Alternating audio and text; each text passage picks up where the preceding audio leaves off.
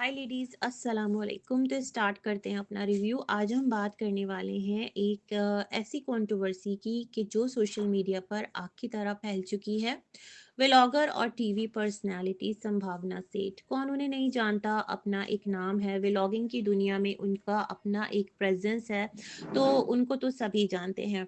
तो उनके व्लॉग्स भी देखते हैं। इस बार उन्होंने अपने जो नया घर लिया है 3 BHK का फ्लैट, उसके इंटीरियर का जो काम है उसके हवाले से वो बुरी तरह अपसेट नज़र आई। ये मामला क्या है आपके साथ रिव्यू करते हैं। जो डिज़ाइनर कपल है उनके भी व्लॉग्स सामने आ रहे थे। 1-2 दिन से मेरे सामने लगातार एक जो व्लॉग है ना वो रिकमेंडेशन में आ रहा था। मैं उसको स्क्रॉल कर दे रही थी। मैंने कहा न जाने क्या है, फिर इतनी सारी वीडियोज़ सामने आई, देन आई चेक तो कुछ चीज़ें मेरे सामने आई हैं। वो मैं आपके साथ बिल्कुल एक अनबायस्ड रिव्यू रखना चाहती हूँ। तो जो संभावना सेठ हैं उनका कहना है कि उनके इंटीरियर डिज़ाइनर ने उनके साथ ना सिर्फ बैड कमिटमेंट की, बल्कि उनकी ड्रीम होम को नाइटमेयर बना दिया। लेकिन कहानी सिर्फ यहीं ख़त्म नहीं हो जाती है। डिज़ाइनर ने भी पलटकर जवाब दिया है। अब जब आप अपना यूट्यूब चैनल बना लेते हैं ना, तो यहाँ तो फिर आपका जो काउंटर करना है वो इतना ईज़ी और इतना कोई सेंसेशनल हो जाता है और इतना क्यूरियोसिटी और एक मसाला मिल जाता है कि क्या ही इस पर बात की जाए। ये तो यहाँ का मिज़ाज है। तो सवाल ये है कि सच में गलत कौन है? आज का रिव्यू इसी साइट पर है और दोनों जो पार्टीज़ हैं उनकी जो पॉइंट ऑफ व्यू है, उनका जो नैरेटिव है, उसको समझने की कोशिश करते हैं। सबसे पहले बात करते हैं संभावना सेठ के क्लेम्स की। अपने व्लॉग में संभावना इमोशनल भी थी और गुस्से में भी। उन्होंने क्लियरली दिखाया कि दीवारों की जो फिनिशिंग है वो अनइवन है, काम टाइम पर कंप्लीट नहीं हुआ, लाखों रुपए देने के बाद भी क्वालिटी ज़ीरो नज़र आ रही है और सबसे सीरियस बात, डिज़ाइनर ने फ़ोन उठाना बंद कर दिया। मतलब संभावना अगर उनको कॉन्टैक्ट करने की कोशिश कर रही हैं, तो वो उनको रिप्लाई बैक नहीं कर रहे। तो अब ऑनेस्टली अगर बात की जाए तो घर हर इंसान का एक सपना होता है, एक ड्रीम होता है, ख्वाब होता है। जब इतना पैसा डालने के बाद, लगाने के बाद भी वो रिज़ल्ट आपको ना मिले कि जो आप अपने ड्रीम हाउस को लेकर सोचते हो, तो इट्स नेचुरल कि गुस्सा आना बनता है। एक एंगल से देखा जाए तो संभावना का पेन समझ में भी आता है। लेकिन जैसे ही संभावना का व्लॉग वायरल हुआ, जाहिर सी बात है जो इस तरह की चीजें होती है ना, जहाँ पर पेन होता है, जहाँ पर ट्रॉमा होता है, जहाँ पर तकलीफ होती है, तो मुझे लगता है ऑडियंस इन चीज़ों के साथ ज़्यादा रिलेट करती है, बजाय इसके कि अगर कोई नॉर्मल व्लॉग हो, कोई नॉर्मल बात हो, कोई खुशी हो।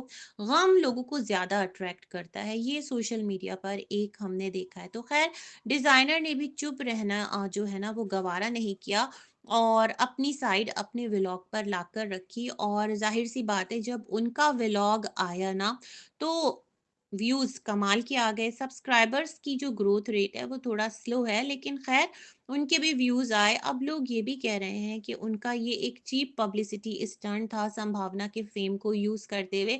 लेकिन अगर देखा जाए तो अगरचे कि देखें प्रैक्टिकली तो दोनों एक दूसरे के साथ डील कर रहे हैं ना। संभावना ने उनको हायर किया और वो जो है उनको सर्विसेज दे रहे थे, वो तमाम तर चीज़ें प्रैक्टिकल थी। लेकिन सोशल मीडिया पर लाने के बाद तो संभावना को भी ये चीज़ का आइडिया होगा ना कि अगर वो रखेंगी तो सामने वाला भी चुप नहीं बैठेगा। और कंट्रोवर्सी हमेशा दोनों साइड्स को फ़ायदा देकर जाती है। व्यूअर्स जो हैं वो बहुत ज़्यादा इंटैक्ट होते हैं। तो ख़ैर जो डिज़ाइनर हैं उनका कहना है कि संभावना ने बार-बार डिज़ाइन जो है ना वो चेंज करवाया। हर नया चेंज डिले और कन्फ्यूजन क्रिएट करता है। अच्छा, ये जो डिज़ाइनर हैं इनका ये भी कहना है कि किसी कॉमन फ्रेंड के थ्रू ये लोग गए थे और इन्होंने सर्विस चार्जेस नहीं लिए थे। बस जो भी अमाउंट लिया था वो सब का सब उन चीज़ों का था जो कि इस घर में इन्होंने लगाई हैं। अपने सर्विस चार्जेस इन्होंने नहीं लिए, ये भी इनका कहना है।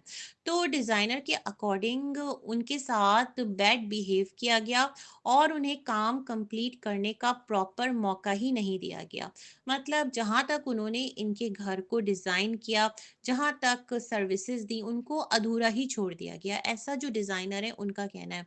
यहाँ तक कि डिज़ाइनर ने ये भी कहा कि सेलेब्स कैमरा के प्रेशर डालकर टेक्नीशियन को कंट्रोल करने की कोशिश करते हैं। ये एलिगेशन सीरियस है क्योंकि अगर सही है तो ये सिर्फ एक इंटीरियर का इश्यू नहीं, पावर मिसयूज़ का केस भी बन जाता है। अब अगर न्यूट्रल होकर देखा जाए तो लगता है कि गलती दोनों साइड से हुई है। प्रोफेशनलिज्म की अगर बात की जाए, अगर डिज़ाइनर ने फुल पेमेंट ली है तो फिनिशिंग और क्वालिटी पर कॉम्प्रोमाइज़ नहीं होना चाहिए था। लेकिन डिज़ाइनर का कहना है कि उन्होंने अपने सर्विस चार्जेस तो लिए ही नहीं, है ना? अब कम्युनिकेशन गैप भी एक रीज़न बन सकता है। अगर काम में इश्यूज़ थे तो दोनों को पहले आपस में बैठकर या लीगल तरीके से सॉल्व करना चाहिए था। सोशल मीडिया पर किसी का नाम लेना इस तरह से कि सामने वाला जो है उसका एक जो रेपो है वो खराब हो जाए। अब जो ये डिज़ाइनर हैं, लाज़मी सी बात है कि ये डेडिकेटेड तो नहीं थे ना कि सिर्फ़ संभावना के घर की जो इंटीरियर डेकोरेशन है वही करें। इनकी अपनी भी आगे मज़ीद एक लाइफ़ होगी, अपना एक प्रोफ़ेशनल करियर होगा, तो ये तमाम तर चीज़ें डिस्टर्ब हो सकती हैं। किसी का जो एक यहाँ पर काम है वो इफ़ेक्ट हो सकता है। लोग उससे सर्विसेज़ लेना बंद कर सकते हैं क्योंकि उसको इतना ज़्यादा आकर अगर बैडली एक्सपोज़ किया जाए या फिर तमामतर जो एक वो है ना बर्डन वो उसके सर पर डाल दिया जाए कि बस इसने जो घर है उसको प्रॉपर तरह से वो नहीं किया, डेकोर नहीं किया, ये तमाम तर चीज़ें तो फिर उनका जो प्रोफ़ेशनल सेटअप है वो डिस्टर्ब होता है। तो ये भी एक साइड है और एक और इम्पोर्टेंट सवाल है, क्या कुछ सेलिब्रिटीज़ अपनी रीच और फ़ॉलोवर्स का यूज़ करके लोगों पर प्रेशर डालते हैं? क्योंकि ज़ाहिर-सी बात है जहाँ फ़ैन फ़ॉलोइंग होती है ना तो फिर अगर कोई उनके पसंदीदा जो भी एक सेलिब्रिटी है उसके साथ उन्हें लगता है किसी ने उसको इस तरह से डिच किया है, धोखा दिया है, तो बस जो सामने वाला है फिर उसकी खैर नहीं होती। अगर ऐसा है तो ये ट्रेंड बहुत डेंजरस है। तो इंटीरियर का काम सिर्फ पैसा नहीं, पेशेंस और प्लानिंग भी माँगता है। संभावना के घर की हालत देखकर बुरा ज़रूर लगता है, लेकिन डिज़ाइनर के पॉइंट्स भी पूरी तरह इग्नोर नहीं किए जा सकते। ये कंट्रोवर्सी असल में मुझे ऐसा लगता है कि कम्युनिकेशन गैप, ईगो क्लैश और लैक ऑफ प्रोफेशनलिज्म की वजह से इतनी ज़्यादा बढ़ गई है, क्योंकि जो कपल है, जो कि इंटीरियर डिज़ाइनर हैं, उनका कहना है कि जब उन्होंने रिव्यू माँगा, ज़ाहिर-सी बात है जो भी काम करता है, चलो अगर फ्री ऑफ कॉस्ट भी कर रहा है और उसका कहना है कि उसने कुछ साढ़े 9 लाख इंडियन रुपीज़ ये लिए हैं और वो तमाम तर चीज़ें उन आइटम्स की हैं जो कि घर की डेकोरेशन में यूज़ हुई हैं, अपनी सर्विसेज़ का कुछ नहीं लिया। तो अगर वो किसी रेफ़रेंस के थ्रू भी आपके पास आया है और वो आपसे रिव्यू माँग रहा है, तो फिर आपको उसको हार्श रिएक्शन नहीं देना चाहिए था। जैसा भी काम था, एक बैलेंस में रहकर, क्योंकि उनका भी काम आगे चलना था, तो अगर उनको एक रिव्यू दे दिया जाता और कहते हैं ना सहूलत से कह दिया जाता कि बस यहाँ तक आपका काम हो गया, अब आगे जो है हमें आपकी सर्विसेज़ नहीं चाहिए क्योंकि हम आपके काम से सैटिस्फाई नहीं हैं। ठीक है, हम आपके काम का एक नॉर्मल बैलेंस रिव्यू दे रहे हैं। बहुत अच्छा भी नहीं कहते, बहुत बुरा भी नहीं कहते, क्योंकि किसी का काम है, किसी का बिज़नेस है और उसके काम पर, उसके बिज़नेस पर उसकी जो लाइफ़ है ना, कहीं न कहीं वो डिपेंड तो करती है। तो ये वाला जो एटीट्यूड है वो अपनाना चाहिए था।